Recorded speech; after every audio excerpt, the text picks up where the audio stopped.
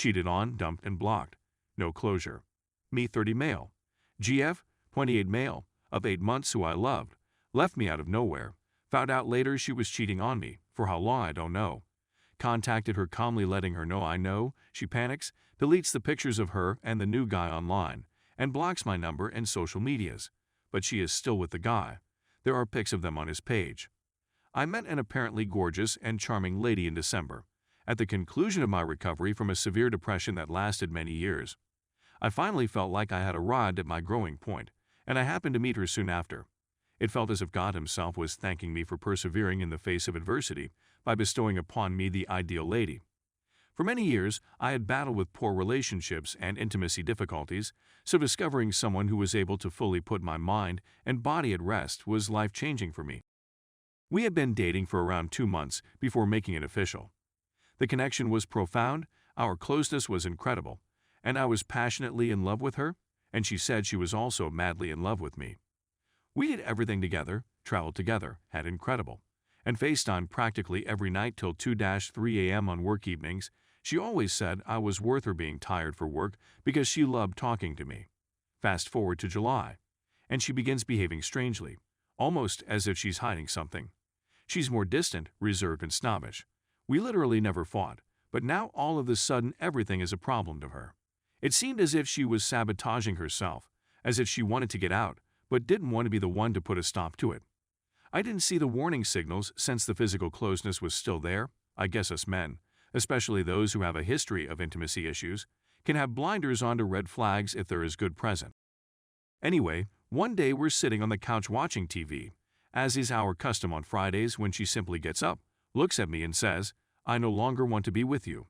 I don't care about you."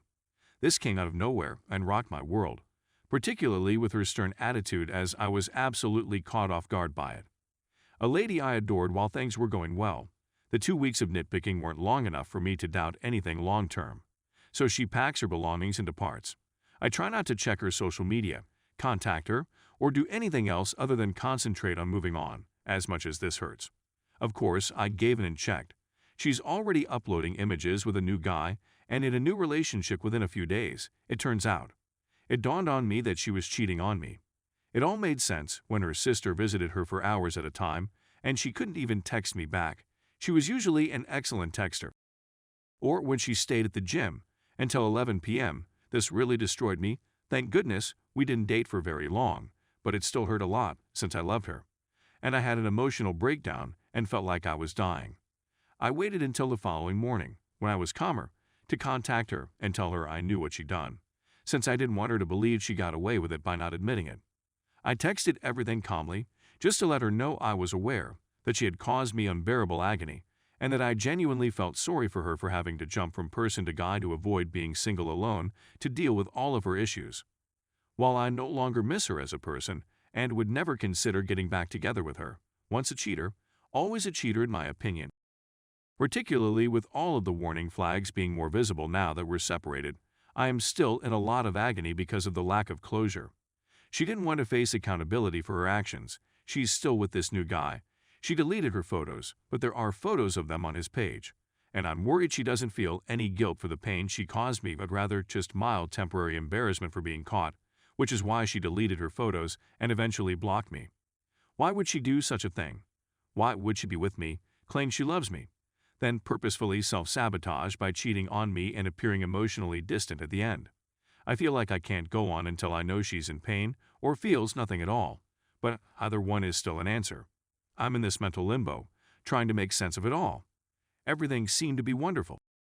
She met my family, my friends adored her, and they all agreed that it was the happiest they'd ever seen me with anybody, particularly given everything I'd been through with previous relationships. Then out of nowhere, the rug is yanked out from under me, I'm cast away like trash, and she moves on to a new man. Do individuals like this have a genuine sense of guilt? I don't think a rebound relationship will continue long, particularly because she's attempting to publicize her new life so rapidly on social media. Seems like an emotional compensation if you ask me. In any case, I'm trying my best to detach and move on, but I would give anything to have one last face-to-face chat with her, just to hear the full truth and figure out why she did this to me. It's tormenting me. Thank you for taking the time to read this. To say the least, this was a rambling. Story 2! I cheated on my wife, lied to a girl about my name and life, and just got diagnosed with terminal brain cancer. So, obviously, it's a bad scenario. It began approximately a month ago. My wife, 21 female, and I, 22 male, have been having relationship problems for quite some time. We had to move in with her parents a year ago, and things have only grown worse since then. I was profoundly depressed to the point of suicidal ideation multiple times, the most recent attempt being a month ago. I didn't cut deep enough and couldn't find a spot to hang myself for the life of me. So I resolved to try something different that would elicit an emotional response from me. I downloaded Tinder and spoke with a few females. I think I'm a natural flirt and decent at charming because it worked, and I quickly had numerous dates planned out. I met a girl named Candy and assumed that since she was so beautiful, I wouldn't receive a reaction. I persisted, and eventually we met behind her office at 1 a.m. to go on a late-night drive adventure.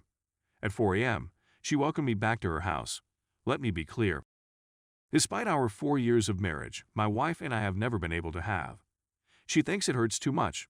Honestly, I don't care anymore. Anyway, Candy jumped into bed with me, and for the first time in my life I had great. The following night, she invited me back. We accomplished it once more, and then another night, and another, and after a month, my wife and I are set to divorce because I told her I didn't believe she deserved to be treated so terribly, despite the fact that I never informed her what was going on, and I finished packing things yesterday. Candy had me over for nearly a week due to a mishap, and we fell into a type of love spell. Every other hour, continuous snuggling, going to remote locations, and trekking through abandoned areas, and basically doing everything I've always wanted to do in a relationship. Now, I'm not M. I know it's not going to work with her. We are pretty much the same person, and I don't just say that because I like her. We agree on almost everything save a handful, but even those we can see eye to eye on. If I'd met her in another life, I'd have cuffed her right away. But here is where the issue arises. To keep my wife from discovering out, I lied on Tinder and claimed to be David.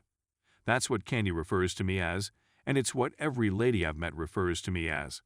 I had a visit with my local oncologist this morning to address some recent fainting episodes, and he dealt a blow unlike any other.